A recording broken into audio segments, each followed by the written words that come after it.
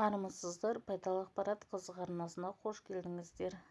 Бүгінгі тақырыбымыз өтті үй жағдайында тазарту туралы болмақ. Қабыл алыңыздар.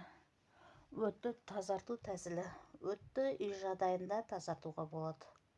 Ол үшін 40 грамм қара құмық, грешка жармасына 1 стакан су құйып, баяу отта 20 минут қайнатасыз. Қант пен тұз қосуға болмайды. Оны жылы күйінде аш қарынға жеу керек. Сосын 1,5 сағат оң жақ бүйіріңізбен жатасыз. Жылы орану шарт.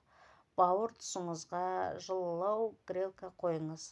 Осылай айына 2 рет жасап тұрсаңыз, өт қоюланбайды. Оған тұз бен құм жиналмайды. Ал өт қабы дұрыс жұмыс жасаса, ас ағзаға дұрыс сіңіп, ондағы барлық пайдалы қоректер сізге қуат беретіні анық. Жасап көріңіз.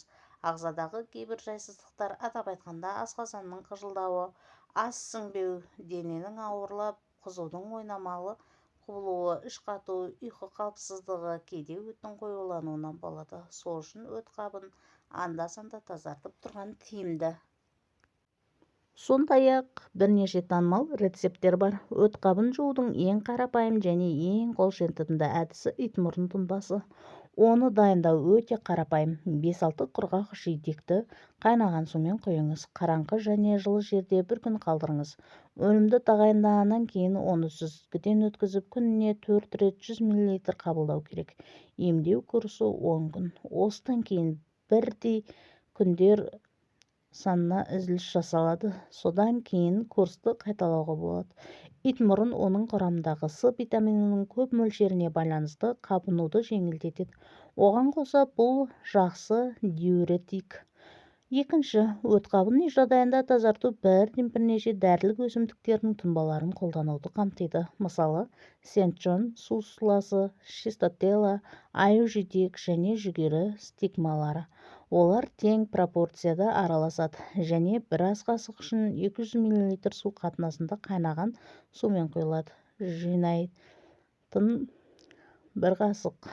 Осыдан кейін өнім кастрюльде баяу отта 15 минут пісіріледі. Содан кейін қараңғы жерде қалдырылады, толығымен салқындағанша. Әр тамақ алдында 100 мл сұйықтықты қолданылады. Емдеудің бүкіл курсы 30 күн. Үшінші, өздеріңіз білетіндей, сүт ошаған бауыр мен өт қабын тазартатын тамаша құрал. Өсімдікті кәдімгі шай сияқты қайнатып, тамақ алдында 30 күн ішуге болады. Спазмды жеңілдету және бауырды тазарту үшін өлмейтін шистотела және мыңжапырақ топтамасының тұнбасы қолданылады. Оны дайындау үшін өсімдіктерді тең пропорцияда араластыру керек. Содан кейін 1 ас қасық коллекцияның қасығына 500 мл қайнаған су құйыңыз. Кем дегенде 1 сағатқа қалдырыңыз. Күніне 2 рет тамақтанар алдында 100 мл қабылдау керек. Бұл құрал сіздің қандағы токсиндерден тазартып қана қоймайды, сонымен қатар қандағы холестерин мөлшерін азайтады. 5-ші, тағы бір танымал топтама шистотела түймедақ, мыңжапырақ, шалпыз сусылыдан тұрады. Оны дәріханада сатып алуға және шай сияқты қайнатуға болады. Бұл құрал үйде өт қабын тазартудың тамаша әсіл болып табылады. Оның үстіне қоспаның дәмі өте жақсы. Арнайы диета бірқатар өнімдер мен заттардың бауырды қанды өт қабын уландыратыны, ластайтыны белгілі.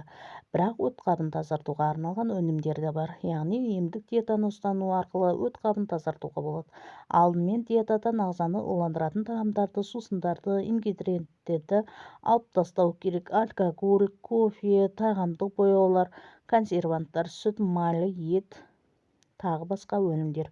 Өт қабын тазарту рационға суды көп енгізуден басталады. Дені сау адам күніне кемінде 3 литр таза және газсыз су ішу керек. Күнделікті мәзірге жаңа піскен көкөністер мен жемістер, ақ желкен, аскөк, салат, қымызды қосу керек. Өт қабының қызылшасын тазарту тұрғысынан өте пайдалы. Оның құрамында бетайн, полий қышқылы, пектин және темір бар. Бұлардың барлығы заттар бауыр мен өт қабынан жинақталған улы заттарды тиімді түрде жояды. Өте пайдалы жеміс ол алма.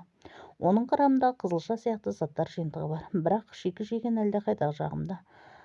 Ежелгі уақытта алманы барлық ауруларға панацея деп санап, сыйлық деп атаған. кориандрдың әсерінен өт қабы мен бауырдың керемет тазартылуы жүреді. Бұл хош иісті тұқымдар адамдар рационында болуы керек. Оларды мысалы жаңа салаттарға қосуға болады. Кориандрды шай ретінде де қайнатуға болады.